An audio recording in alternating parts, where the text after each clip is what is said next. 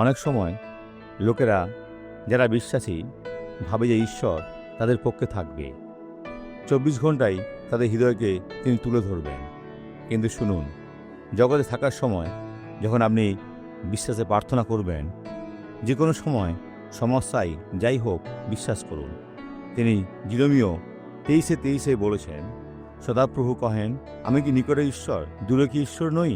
যা প্রয়োজনীয় সেটা তিনি করবেন। যদি আপনার পুত্র, আপনার পিতা, আপনার স্ত্রী, তারা যেই হোক, বিশ্বে তারা যেখানেই থাকুক, তাদের দিকে হাত বাড়ান আর যিশুর নামে তাদের আশীর্বাদ করুন। এটা বিশ্বাস করুন যে ঈশ্বর আশীর্বাদকে প্রেরণ করবেন। প্রার্থনার পর তাদের কল করুন আর বলুন, আমি তোমার জন্য আশীর্বাদকে প্রেরণ করছি। আপনি বিশ্বাস করুন, এমনই সাক্ষরে দেখুন। আপনার নাম কি?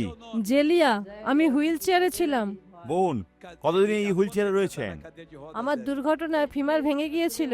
আপনার ফিমেল ভেঙে গিয়েছিল? হ্যাঁ, আর এখানকার কর্মী জানেন যে আমি এখন উনি চলছেন যিশুর নামে। দেখুন, উনি বসতে পারছেন। খুব ভালো, উনি চলছেন। দাঁড়ান, উনি চলছেন, কেননা সমস্ত কিছু সম্ভব। এখন চলুন, সারিভাবে চলুন, সারিভাবে চলুন। ঈশ্বর আপনার সুস্থতা শুরু করেছেন। প্রতিদিন এটা করতে হবে, প্রতিদিন এটা করতে হবে। আসুন প্রার্থনা করি। পিতা, যারা আমাদের নিকটে তাদের জন্য প্রার্থনা করি, আর যারা দূরে আছে মন্দকে বলি, এই লোকেদের থেকে নিজের হাতকে সরিয়ে নাও, এখনই যাও।